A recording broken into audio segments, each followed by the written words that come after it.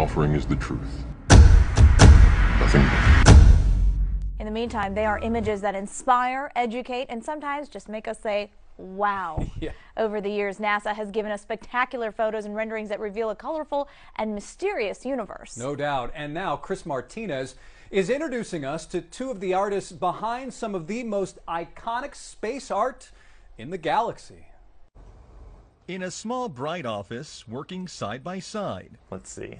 Robert Hurt and Tim Pyle bring the universe to life. What we're doing does have real science underlying it. Robert is an astrophysicist turned artist. Tim, once a Hollywood animator, is now a planet illustrator. Together, they produce some of NASA's most popular images, from renderings of how planets light years away could look, to actual photos of stars and galaxies captured by NASA's powerful telescopes. And this is sort of how it comes to me. And then Many of those images have a dark, grainy start, but color and light reveal an astonishing glimpse of how the deepest regions of space might appear to the human eye. What I'm trying to do is show people sort of the broader colors that the universe has to offer. It's a delicate blend of imagination and data. The artists meet with NASA scientists over many drafts to ensure a planet or galaxy's look lines up with the research to make each one as accurate as possible. I love the challenge. It's kind of like a puzzle to me of trying to create something that looks really cool within the restrictions that were given by the scientists. It can take days, even weeks, to produce just a single image. The dazzling final results, enough to keep us all dreaming of the final frontier for years to come. Chris Martinez, CBS News, Pasadena, California.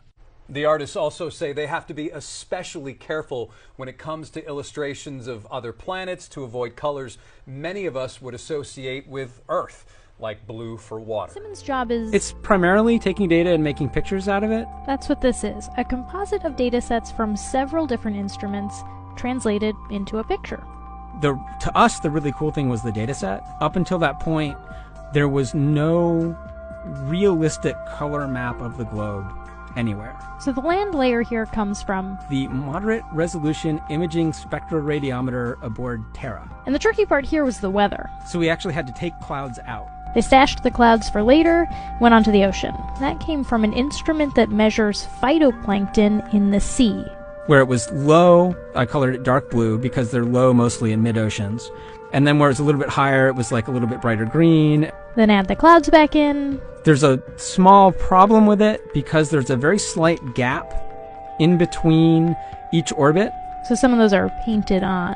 It is photoshopped, but it's has to be. Then there was another layer to sort of simulate the atmosphere. And then there's this little bright spot. It's called the specular highlight. So it's the reflection of sunlight off of water. Those are the pieces, but you can't just slap them all together. It just didn't look realistic. It looks kind of flat, or the clouds are sort of too see-through. So I just hit Command Z a lot. There's artistry to creating the world. What I imagine it to be. Unfortunately, I've never been to space, but I've looked at these images over and over again. Heart nebulas, celestial collisions, a bird's eye view of the Milky Way, astronomers are charting the outer reaches of the cosmos and bringing back jaw-dropping images from telescopes like Hubble and its infrared cousin Spitzer. If you look down at the bottom of that Milky Way image, you'll see these two words: artist concept. This sweeping image of the Orion Nebula actually looks like this. And the TRAPPIST-1 star system, the latest discovery of 7 potentially habitable exoplanets that made national headlines, it's really only a box of gray and white pixels. You see, space art is part of NASA's most fascinating images. Most space imagery begins with data. Very, very complex data. And transforming these numbers and graphs into an image that captures the public's imagination requires a delicate balance between science and art. And that is where Robert comes in. As an astronomer and artist, Robert isn't editing images so much as he's making an artistic hypothesis grounded in facts, so we can visualize what's really happening up there. Robert takes the scientific limitations seriously because the wrong color could be very misleading. Rendering an exoplanet with bright green continents would be kind of crossing a line for us. We don't want to say hey, we found life on this planet, and showing green really would communicate that. It's enough to show some evidence of water. In fact, a lot of times we've made special efforts to make the water not look super appealing, not like this tropical deep blue appearance, because you would think that complete accuracy would be the goal when you're doing astronomical illustrations, but it isn't always the case. The primary goal is communication and understanding. Having a visual response to technical triumphs was something NASA latched onto early on. For over 50 years, NASA worked closely with artists and creative leaders like Walt Disney and Norman Rockwell to help shape the stories of spaceflight. It's the same legacy today, just with more advanced scientific understanding and better tools to imagine what far-off worlds might look like if we could visit them. We want to take a lot of care to make sure we don't oversell the part of the story that isn't actually the story. There are people who just look and think, oh, NASA's photographed a planet, and they don't understand that actually that was a piece of art. On the other hand, if we don't do that and we don't put a piece of compelling artwork, then people may never even look at the story anyway. We are a long way from sending a spacecraft to TRAPPIST-1, without warp drive, of course, so for now, the artwork will continue to stand as our best guess. Now, I don't want to fool you here. Last month, for the first time since 1972, NASA released a blue marble, a single snapshot of the Earth taken from outer space.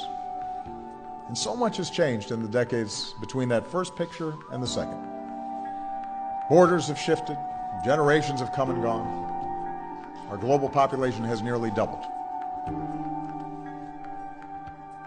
But one thing hasn't changed. Our planet is as beautiful as ever. It still looks blue. Okay, so you all just heard your ex-actor president tell you that only 2 photos have been taken of the Earth from space. The first was in 1972, the second one was 2015. So what about all these photos in between, which are CGI? Check out 2007. Look how small North America is. Okay? Now check out 2012. Look how much North America grew. Look how big it is. Now, I could understand the population growing within a 5-year period, but are you trying to tell me that the continent grew too? Because that's what you're showing me. Anyways, look at the 2 versions. Look at the 2007, look at the 2012. They're totally different. It's all CGI. Your whole world is fabricated, made up, CGI, computer-generated images, artwork. Whether you want to admit it or not, they even tell you to your face, so get over it. All I'm offering is the truth. Nothing more.